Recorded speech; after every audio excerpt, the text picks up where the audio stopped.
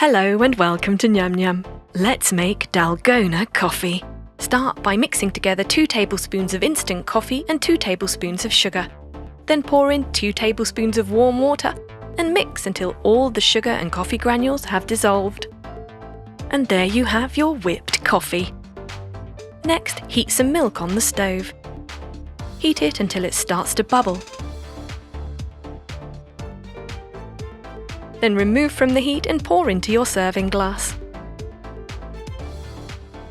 Filling it 2/3 of the way, then scoop on your whipped coffee,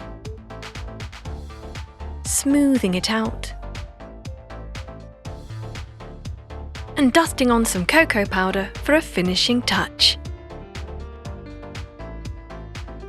And your Dalgona coffee is ready to serve. You can either eat up the whipped coffee or mix it together. Either way, it tastes absolutely delicious. Enjoy!